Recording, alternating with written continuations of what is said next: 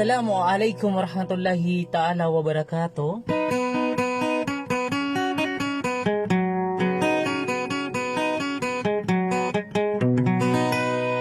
Nadikos ka no kunden pamana ipito ana alangan abang sa akan papakakinig sa gianginin a video kaya nang buloy na kan apituar ka no nagupada da tanagi ang kotwa ka kakinaganyo po ninang asang ko ana suara ka na makapunggula lang ko na isa iroy nagagaw na pananadum.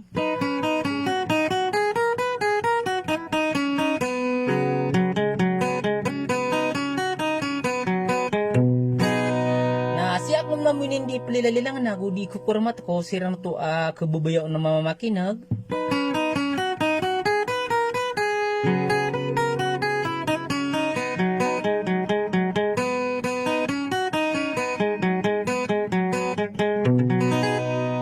Nakataya kon mambuna, banyo ko na naman inintatang ka isa sudi ka, ala naman na so kung winin so kad ng tanorabul alamin ida kalambo isa tila naguda pawing yan.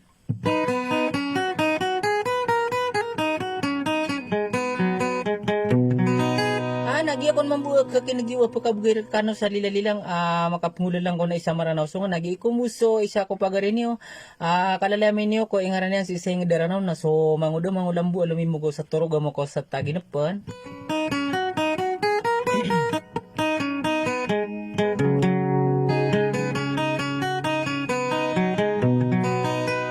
Nakataya kon mambu na buni kon tetangga isa sudi ka sumangulambu na tatapon so karibata sa wasalam.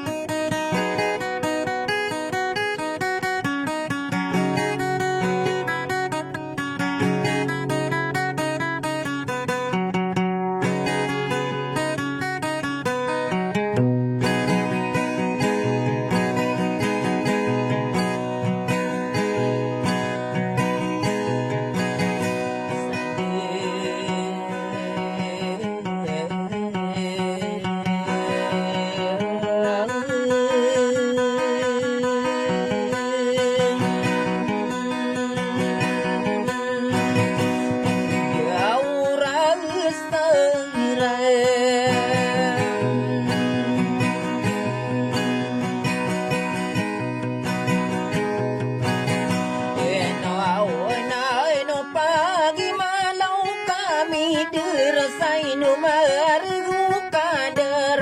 alam kang kainar ka tadi aku paya sama na seigi ko au medebe mani mi tadi yung sabu ya wana ranteya na makapapenana ya ko pagelongan natin dosa airina marawata mako wala diwana sarapinya getawa kung pesilim so daniyang kamulsa dunia kaara pati mata no sa gumilang alandagi mangulambo ayamana otowa mga pageriya kasabagay na interenita dirala tope sebuka aya pipikiran ko na pagide penuh desikia giraki dan salaki deraki deloyong ongangan na pesele gumaya ngulambo usawam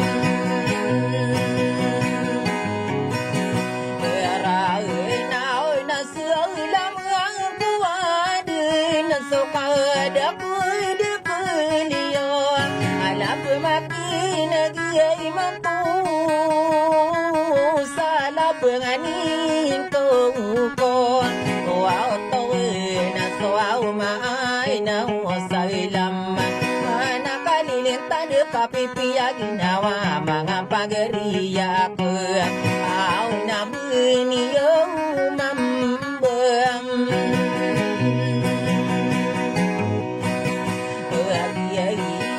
sa dua unia pakara na unay nga dapa kabira so au gana kan na pamana sadena ko amindena ula kasondu ka pangalim bubu ko kadina na de ya ka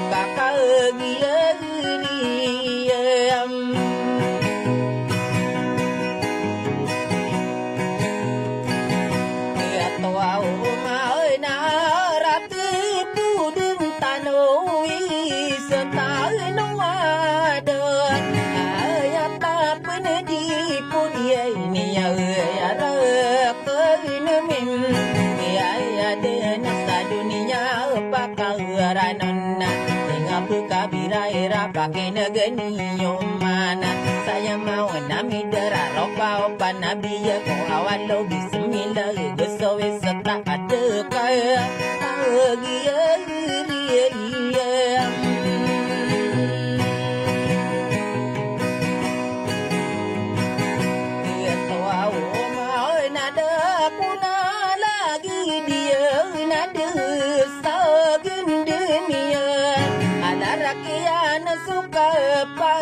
ragu sokam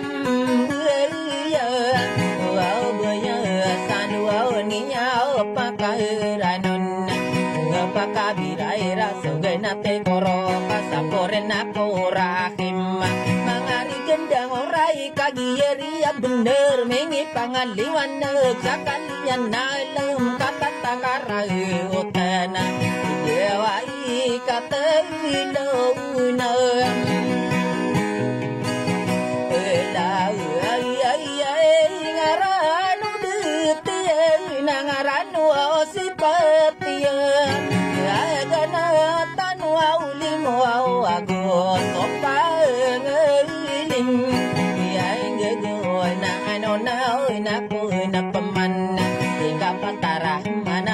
Pageriya kena pageriya to manami bentau kokor sena nya kilalaw tongana ya male mona pakin gani yumeli na dunia sonora mawala na mo kamadido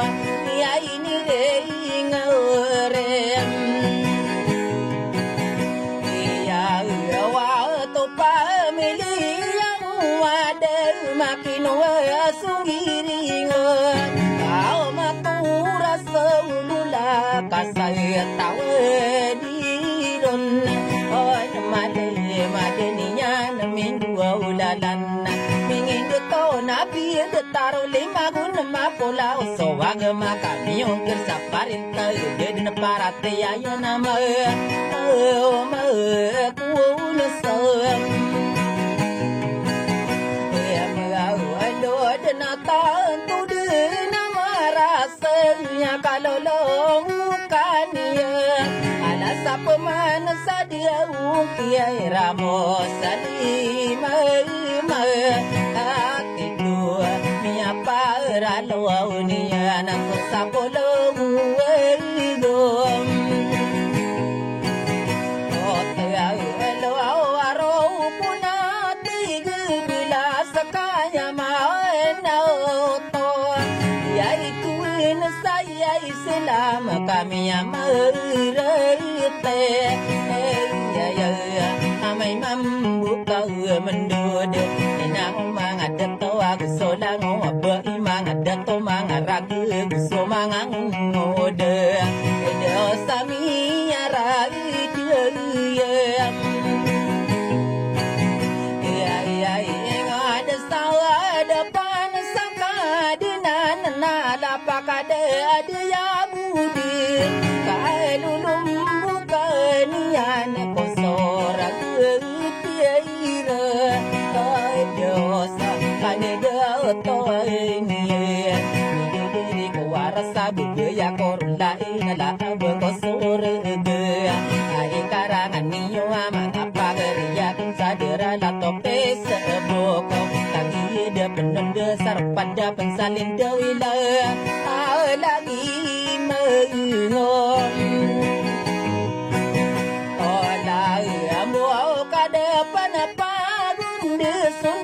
sisi ai gayu la lagu ko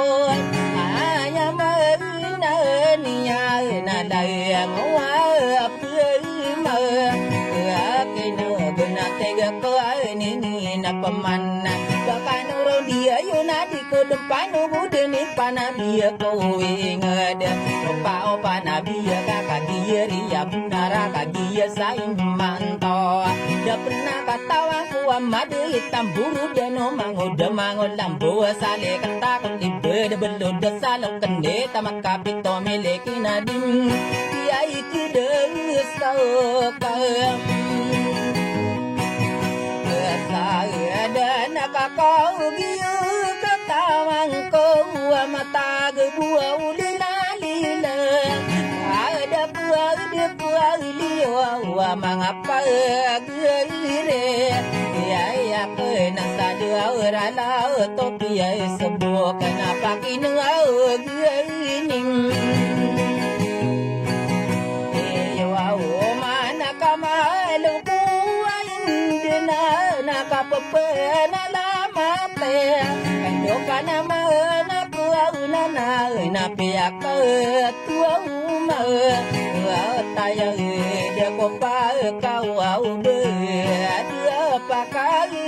uram agia sao agia kan de made gi princesa sina na bơi la kim ya na ya te li dia ra ta ka dia dia to au ma na dia nam bisu bơi ada ko pa kau bơ kana sadin sa la la dia na sarwa bu le de na ko na di saratan kandena ayak ke ono tano mangu de mangu lambo eno kagi mi de rude sana pemana presidente ni sagro po aminena egi datang to bituna kian dia dumaye matanya salilanga masabara mangu de sekreto pakai agi pagam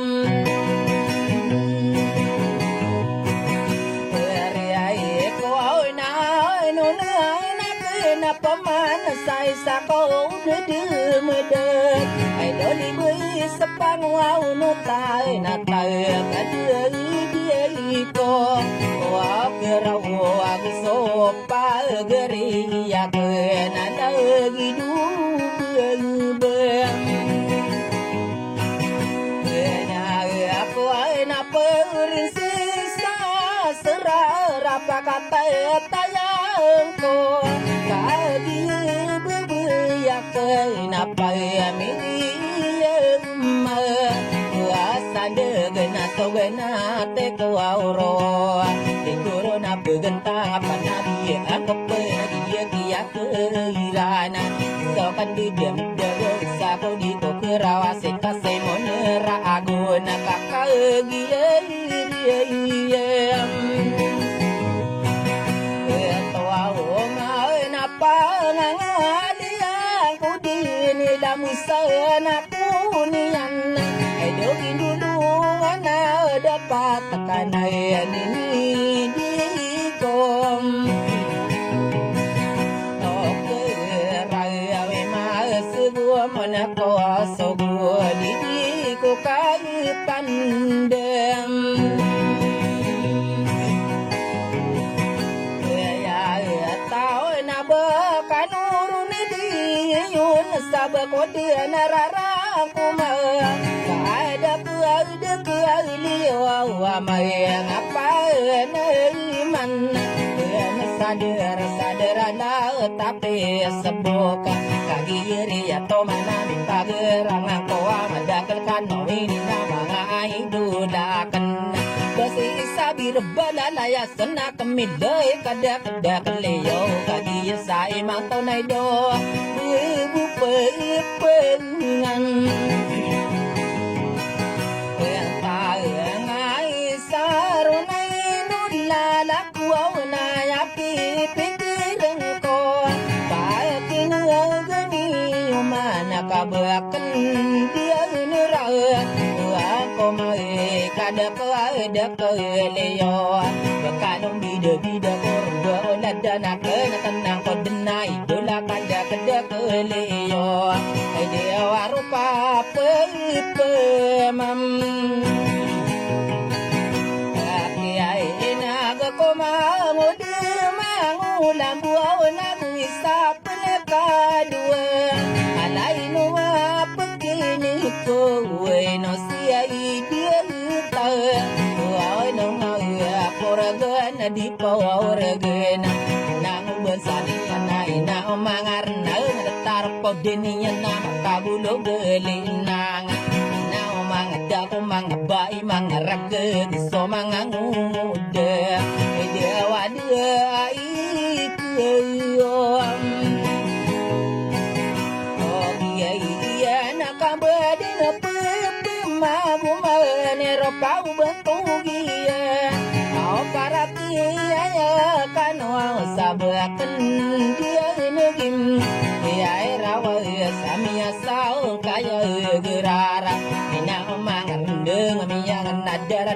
zaman nadara udeta jetoli kena detol na budi kena boy na buat tau saraga sana kan sama muda satuan saube no ada nalilangi yem depan nalilangi yem padaya kan lolo tetanang kan pagere mangoda mangolambu kabe kan umbi dem